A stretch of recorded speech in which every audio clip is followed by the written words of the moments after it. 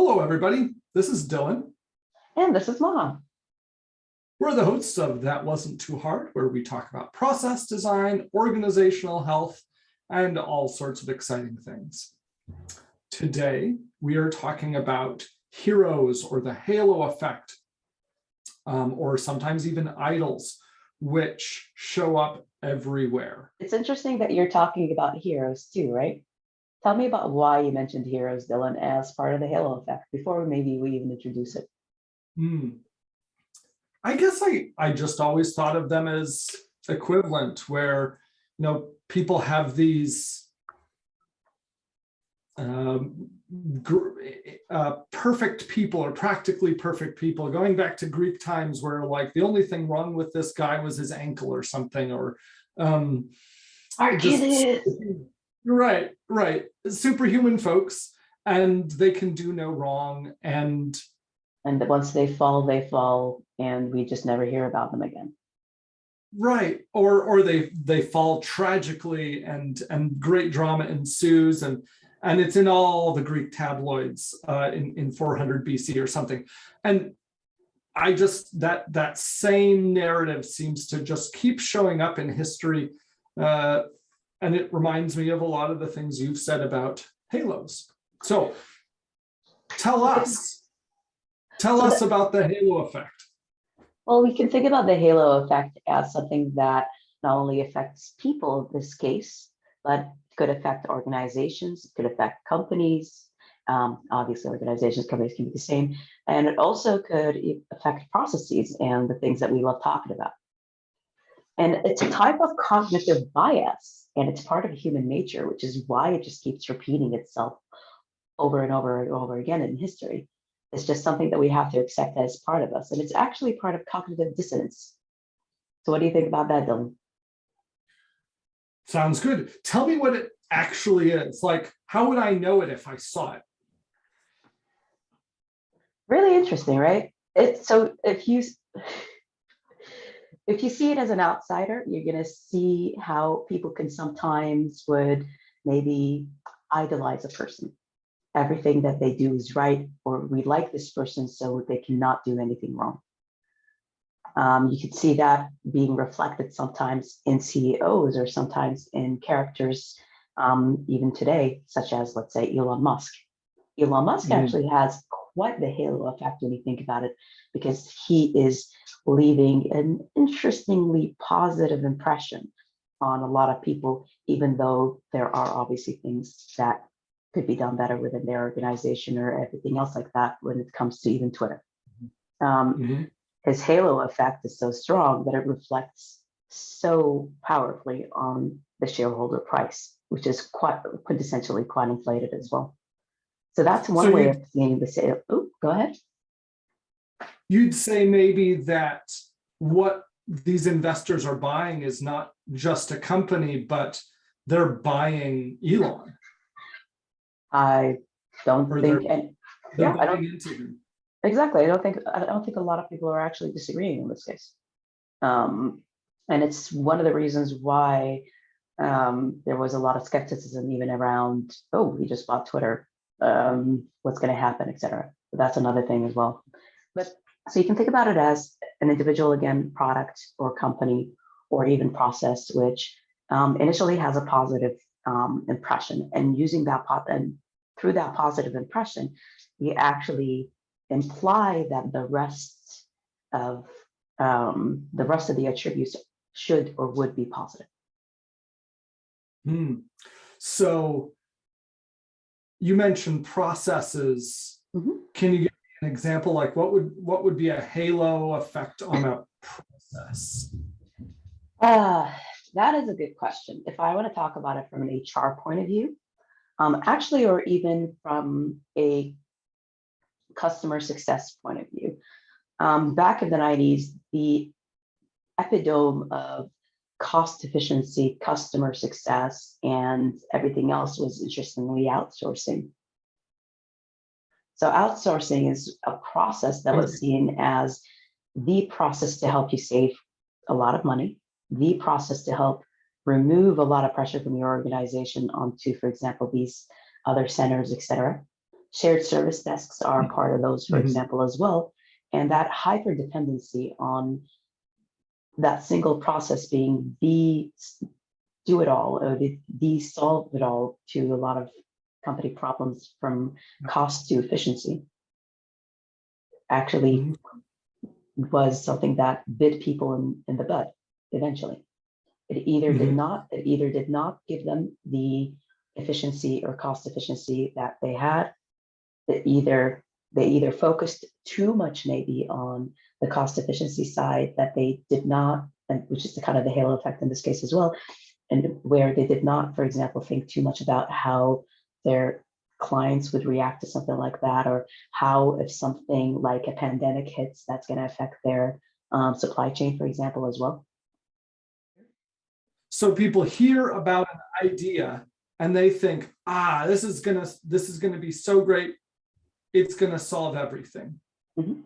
That's the basic definition or identity of the halo effect. You think it's gonna solve almost all the problems, whether it's a person or a brand Mhm. or a process or I don't know. Okay, perfect. Or And even a so strategy. strategy, sure. So clearly, like we're kind of belittling it a little bit, but maybe your contention is it doesn't match most people or process or brands don't solve all the problems. Mhm. Okay. You But heard it does here it, first, folks. but does it solve some of the problems? Which problems does it solve? Which problems does it cost? That's a really good thing to think about too. When So aside from CEOs with coming in bright shining night to save the company, give us some more examples of halo effects that often happen in organizations. there are plenty. And let me tell you something, Dylan. It's always us kind of looking for outside answers. So it's either CEOs coming in to kind of save the day. It can be a CRM system that has helped, for example, a competitor succeed and suddenly we want it. It could be a process or something that is also shiny. Again, we kind of mentioned AI, ML, and a lot of things that are helping other organizations succeed that you just want to apply. One what really favorite one of mine as well is consultants saying that this strategy consultancy, for example, can't come and help shape up my system or shape up my strategy, and I'll be better. And actually, my top favorite, which so many people I believe could learn from, is brands. Mm. There is a hit. It's kind of getting more and more reduced now. And I think that is a good thing. But the halo effect in brands could really affect your bottom line. Because when you're running a vendor RFP, or when you're running any sort of thing like that, where you need to build some sort of strategic partnership with another company, and you see that shiny brand that is so popular that you just want it, you will end up, kind of convincing yourself and convincing the organization that this is the right vendor, this is the right kind of company for you. You Okay, fair enough. For those not yet convinced, what is so terrible about the So I would say that understanding that the halo effect is a type of cognitive dissonance helps us understand that it's us just constantly lying to ourselves that someone, something, or some process is going to help us succeed. Dylan, do you know that about 70% of transformations in companies, including even digital transformations and projects, actually fail? All right. Why? One of them is because we just focus on something that has succeeded in one company, i.e. a competitor, and we're just going to apply it blindly. Again, Cargo going back, cults. thank you, exactly, cargo cults. And then what keeps you in the cargo cult a lot actually is really that cognitive dissonance or that halo effect of saying this is the thing that shall help us succeed. Another example of why they fail is because when they do not churn the results that we have aspired them to churn, we just straight up dump everything. They lose the halo, everything is wrong with it. We just do not accept anything. about it anymore. An example of that is even Cisco Systems. Cisco Systems used to be the epitome of the technology industry and everything else like that. And then when the company burst, even though a lot of their strategies that were put on a pedestal for quite a while still continued even after the burst, it just became completely negative. There was nothing good that the researchers or anyone else can say about the company, even though it still strives still today and is doing a really good damn job. So do you want to be a Cisco system? Personally, no. A lot of people are hating on Cisco because of that, but yes. Yeah, sure. So tell me what happens next though. So your digital, your transformative project fails. Then what do companies do? Well, that's kind of when the companies either abandon the transformation completely and just, and what happens is that they go for the next shiny thing.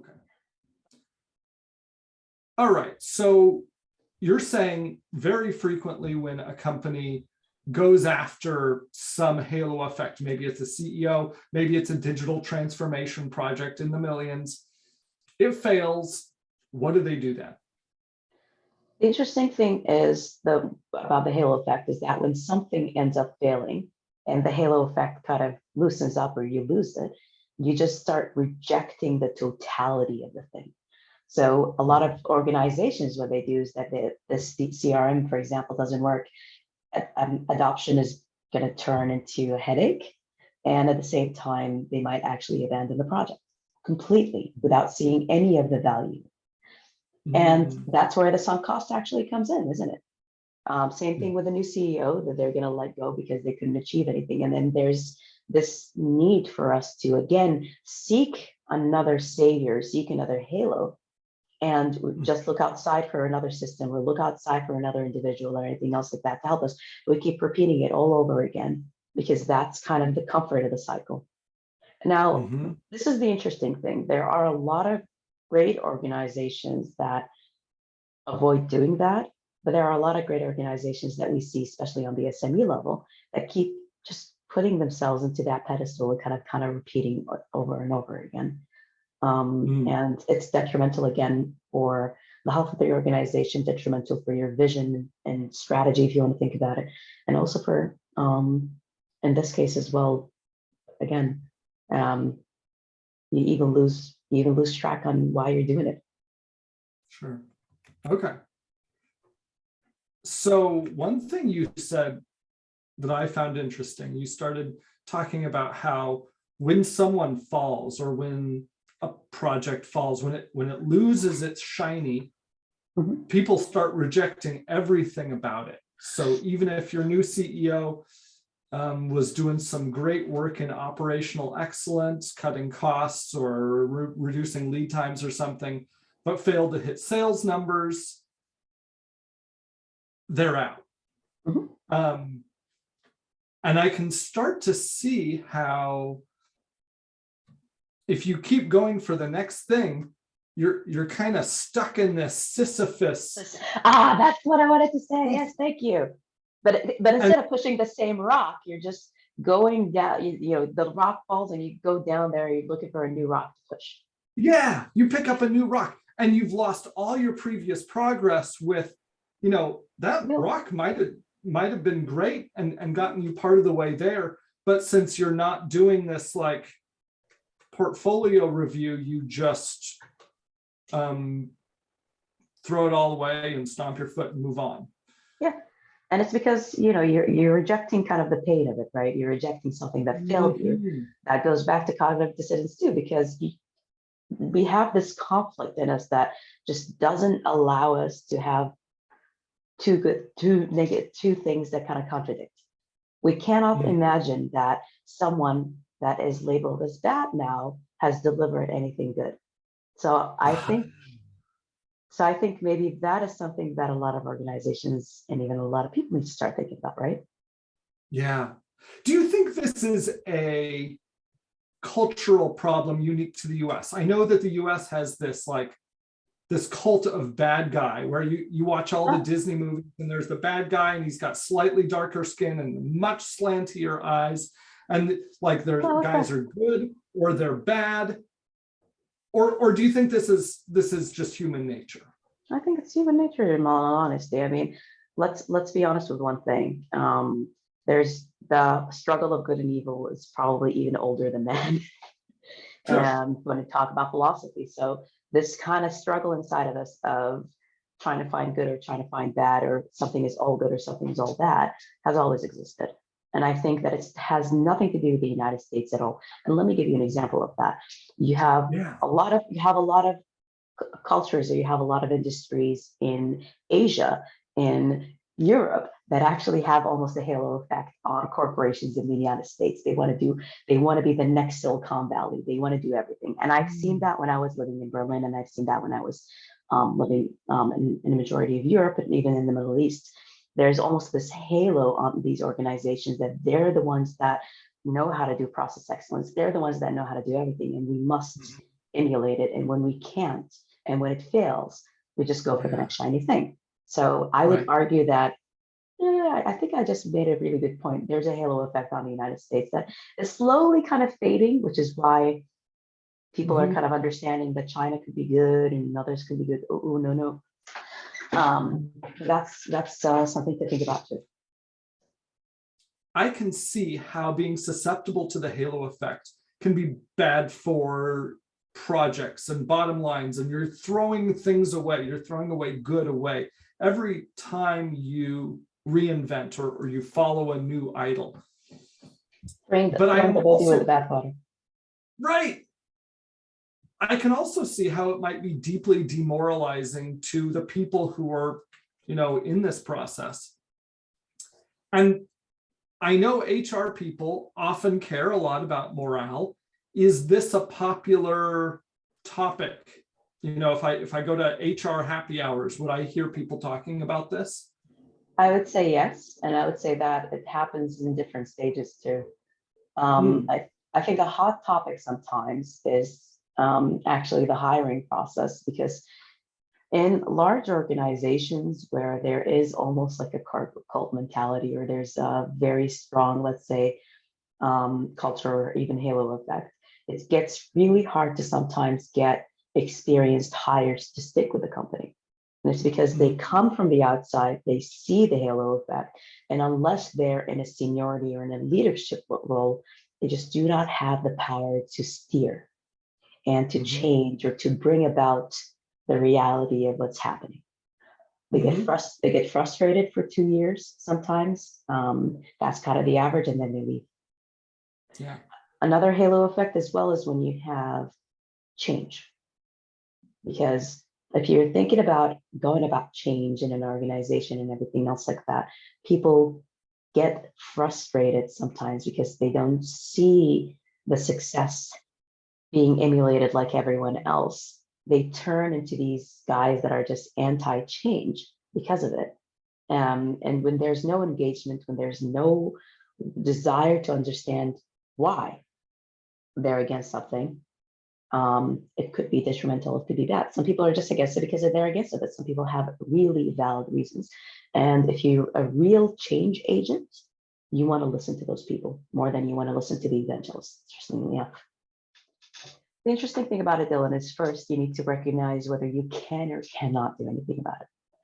An example of that would be that if you're a senior manager in an organization with a lot of clout, you would be able to have conversations. You would be able to maybe get people out of the halo effect to start talking about and asking questions. So using the whys as a strategy, and using some of those process improvement tools that we talked about, to just be able to inquire and just slowly pull people out of that. Because that you're using your kind of power of influence to slowly kind of take the organization out of the halo effect, and at the same time allow it to see both the good and bad of what's happening, instead of just dumping the baby with the bathwater. Another thing about it too is that whether you're, if you're not maybe in a position of power like that, but maybe in a position of influence, let's say that you're an end user of a CRM system, again, you can still use your position of influence to ask those questions, to use some of the tools that we've talked about again, to be able to pull people out of that as well. If you sadly do not have any of that, you need to choose. Should I kind of follow suit in the pursuit of the halo effect and just not think about it too much? But if it's really impacting your job and it's really impacting your livelihood, maybe you need to think about leaving. But the halo effect is always going to be there as well. Mhm. So what questions would someone ask to help? Let's say situation number two, maybe you have some influence and you want to help other people maybe understand what's happening. How would you go about curiously, that's very hot right now, curiously finding out whether the halo effect is active on a particular project or person or something? I like that, but I like that using the word curious, because at that stage you might want to even be curious like a toddler almost by asking why a lot. So this is the system that's going to work for us. Oh, could you tell me why more? And this is kind of the interesting thing about people when they're lying to themselves. When you lie to yourself, the lie is usually shallow. And once you start digging deep into it, people will start realizing how shallow the lie is and would be able to kind of hopefully wake up from it. So asking why and being curious about the reasoning behind someone's choice for a person, someone's choice for consultancy or strategy or CRM in this case, because I keep going back to CRM because it's once an example is stuck in my head, then you would be able to kind of help people realize that they're in a halo effect and maybe drive a solution towards something else. Another one would be to kind of think about, okay, that's great that it worked for, let's say, our competitor or something like that. Could we think about some of the reasons why something like that wouldn't work for us? So it helps people even get out of their cognitive dissonance because they need to think about maybe the risk. And when they start thinking about the risk, that actually starts waking them up into thinking, okay, maybe what I did believe about this thing that I'm trying to get, or that thing that has the halo effect, really just is not going to give me that. And I think one important thing to do once you're in that stage is to remember that instead of dumping everything out at once, because maybe they're just going to start rejecting it, they're going to start thinking that everything is bad, maybe ask them the question of, let's think about maybe what's good for us and what's not from this process, especially when it's already been applied. You know, Dylan, something that is interesting about today that I hope our listeners are also paying attention to is the eerie similarities between something like cargo cult and something like the halo effect. Yeah. It seems like it has a lot to do with our cognitive biases, and it seems that the only way to get out of these things is to even be skeptical and to just be able to be skeptical on a healthy level, obviously, and to just be able to use those 5 whys, right? Yeah. Mm-hmm. Curious, as you said, digging and digging until you find how this is actually supposed to work. Mm-hmm. Sure. And I think I'm gonna maybe end this episode, Dylan, with leaving a question to our audience, actually. So if you feel like you have to constantly question what is being given to you, don't you think, Dylan, that there's this discomfort in asking questions? Mm-hmm. That comes with the territory almost, and it's maybe a reason why we don't ask too many questions sometimes and just go ahead and go with the flow. Yeah. That is an excellent question, and it might have to wait till next time. No, that's actually going to be the question for our listeners. Sure. Please tell us, how do you feel about asking why to your boss or to your project sponsor or the latest shiny consultant from the Big Four of your choice? Yes, exactly. And how do you get over that discomfort if you have? Because that's a really important thing that we need to talk about when it comes to cognitive dissonance, right? It's the discomfort of truth versus Yeah. comfort of a lie. Yeah. It's good. All right.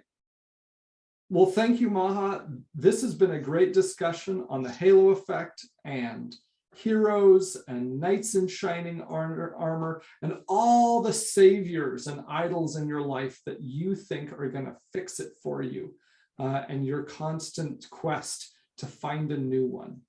And just stop rolling that rock, people. Drop it. Stop rolling that rock. Yep, ask why instead.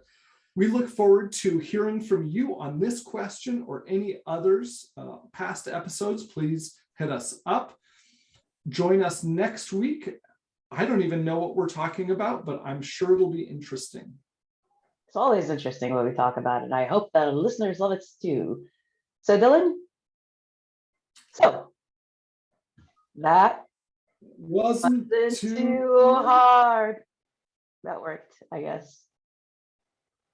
One more time. I want to do this right. Let's try it. Can we do it again? Yeah. You got garbled and I couldn't follow. Okay. So Dylan. Well, Maha, that wasn't too hard, was it? Nope. Okay, you're just telling me. Okay, we're gonna try. Can we try? How about this? Give me a second. Okay, people, we're gonna. Thank you. See, Dylan, that wasn't too hard. I love this. I'm keeping this one. I think that was pretty